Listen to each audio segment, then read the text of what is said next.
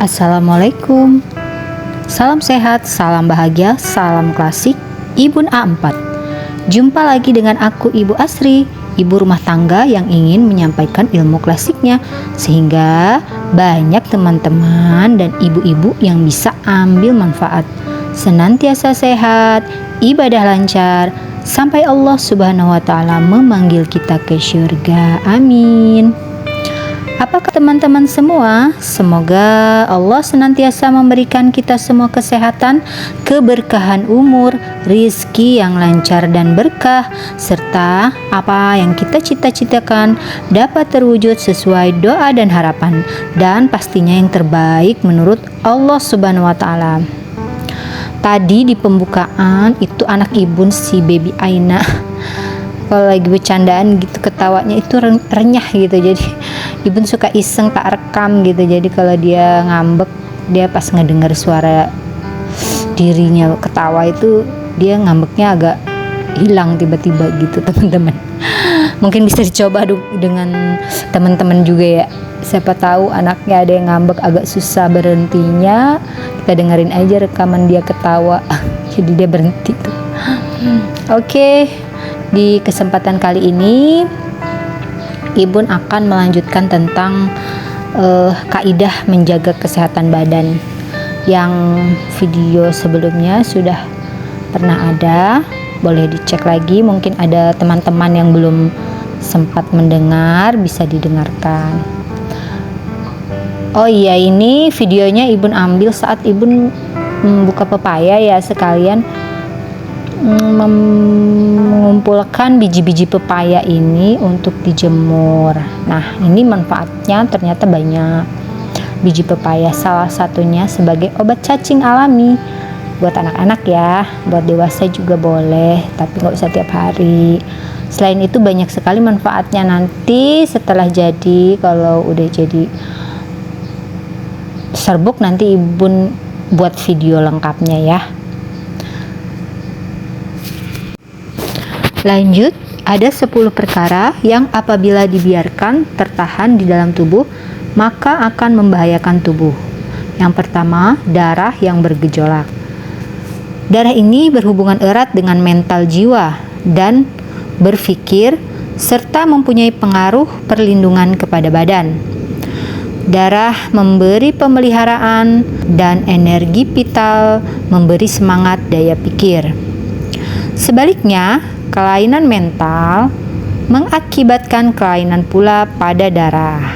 Contohnya begini, pada orang yang marah dan dongkolnya luar biasa.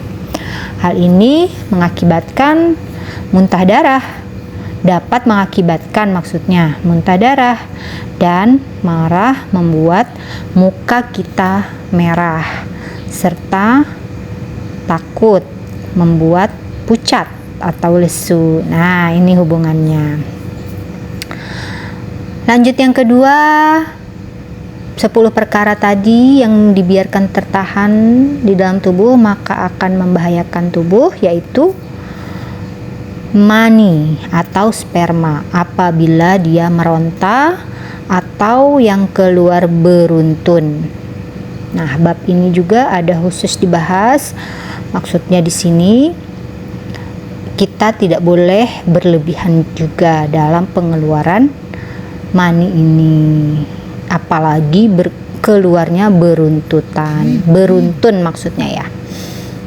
Oke, yang ketiga selanjutnya yaitu air kencing. Nah, asal air kencing ini dari makanan dan minuman yang masuk melalui mulut langsung ke lambung, kemudian ampasnya dipecah lagi menjadi 2, ampas cair dibuang ke usus kecil, dikendalikan oleh ginjal melalui kandung kemih yang akan menjadi buang air kecil. Nah, ini juga tidak boleh ditahan. Nah, ini jika tertahannya air kencing ini bisa menyebabkan penyakit. Lalu yang keempat, kotoran atau tinja. Asal tinja kalau di pandangan ilmu klasik itu makanan dan minuman juga yang masuk melalui mulut langsung ke lambung, kemudian ampasnya dipecah menjadi dua, ampas padat dibuang melalui usus besar, itu berupa tinja. Oh, ini video Ibun saat membuat peach gum ya teman-teman. Ini ada kurma merah sebagai bahannya, dan ini gula kundur yang Ibun potong kecil-kecil gitu. Karena kalau besar-besar itu kurang ya, maksudnya kurang cukup kalau kita bagi dalam jumlah banyak gitu.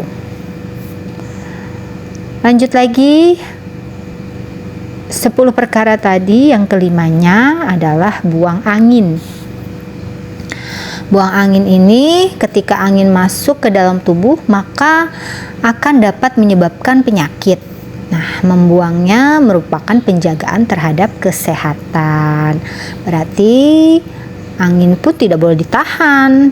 Nah, ini perkara-perkara menahan angin ini juga bisa menyebabkan penyakit. Kalau bisa kita bantu dengan minyak angin supaya tuntas pengeluaran angin di dalam tubuh kita.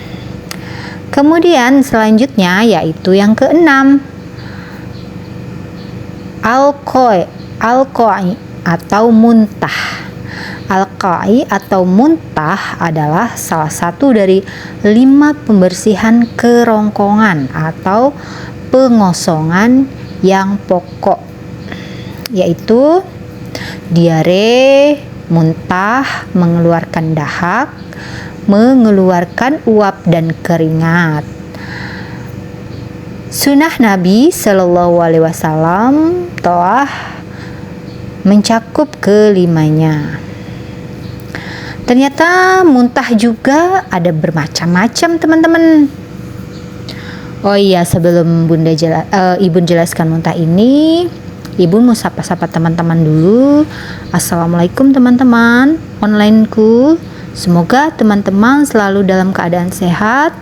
Ibu mau ucapkan terima kasih banyak atas supportnya sehingga channel Ibu bisa tetap mengudara atau bisa tetap upload di YouTube ini. Semoga teman-teman yang selalu menonton channel Ibu bisa mengambil manfaatnya untuk kesehatan diri sendiri dulu, keluarga, dan lingkungan. Ini video Ibu ambil saat waktu hari Sabtu saat mengunjungi anak Ibu yang sulung di pondok. Nah, ini kita melewati puncak Bogor ya. Nanti kan dari puncak itu turun kemudian sampai ke daerah Cianjur. Nah, ini awalnya di pinggir jalan ini suka ada yang jualan teman-teman. Tapi sekarang sudah ditertibkan, jadi pada digusur, mau diberikan di area yang lebih baik ya mungkin. Jadi lebih lega aja jalanannya. Ibu mampir sebentar karena harapan, jadi ini pagi-pagi sekali mampir untuk sarapan bubur ayam. Udaranya sangat dingin karena ini pas puncak sekali daerahnya gitu. Oke teman-teman, lanjut ya. Muntah ini ternyata ada 2 macam. Kalau dalam pandangan klasik itu ada muntah yang kelebihan atau muntah yang tidak disengaja karena ada kelebihan di dalam perut kita. Yang kedua, muntah karena yang disengaja karena ada perlu diperhatikan, maka perlu dihentikan dengan sesuatu yang dapat menghentikannya jika muntahnya itu berterus-terusan ya teman-teman. Adapun muntah yang kedua tadi yang lebih bermanfaat darinya adalah ketika dibutuhkan apabila dijaga waktu dan syaratnya yang akan disebutkan. Oke. Sebab-sebab muntah ada 10 teman-teman. Ibu mau sebutkan ya. Yang pertama, dominasi limpa kuning dan pengapungannya di atas lambung. Yang kedua, dominasi leher lekat yang bergerak dalam lambung dan butuh untuk keluar. Yang ketiga, kelemahan lambung itu sendiri sehingga tidak mampu mencerna makanan. Akibatnya makanan naik lagi ke atas. Yang keempat, tercampuri cairan humor atau buruk atau lembab, sehingga memperburuk pencernaan dan melemahkannya. Yang kelima, bertambahnya makanan dan minuman di atas kadar kemampuan lambung, sehingga lambung tidak mampu menahannya. Akibatnya, makanan dan minuman tersebut naik lagi keluar. Yang keenam, tidak ada kecocokan makanan dan minuman terhadap lambung, bahkan ia membencinya, sehingga mendorongnya dan melemparkannya keluar. Yang ketujuh, ada sesuatu di dalamnya yang membuat makanan bergejolak dengan proses atau tabiatnya, sehingga makanan dikeluarkan ke atas.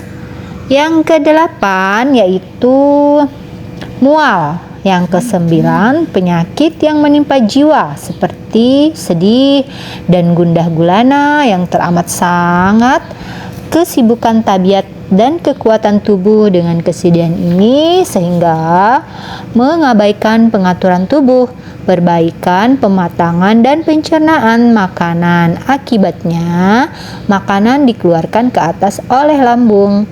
Terkadang muntah juga disebabkan geraknya cairan humor tatkala jiwa tertekan, karena jiwa dan badan saling bereaksi terhadap sesamanya dan mempengaruhi proses kerjanya.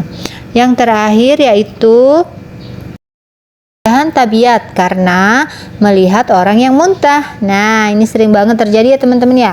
Kalau kita dulu tuh waktu ada di dalam bus ngeliat orang muntah tuh jadi ikutan muntah gitu. Hal ini membuatnya ikut muntah gitu.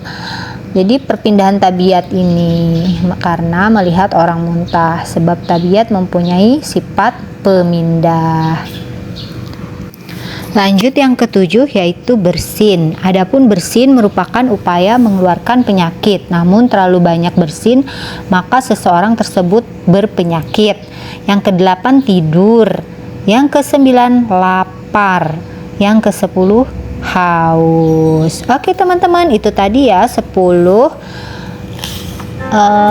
perkara yang apabila dibiarkan tertahan di dalam tubuh maka akan membahayakan tubuh.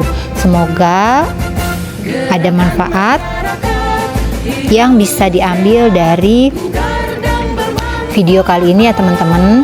Kurang lebihnya Ibu mohon maaf jika banyak kekurangan di sana sini, apalagi dalam pengambilan video saat di swalayan tadi itu HP Ibu bergerak-gerak seperti tidak stabil gitu.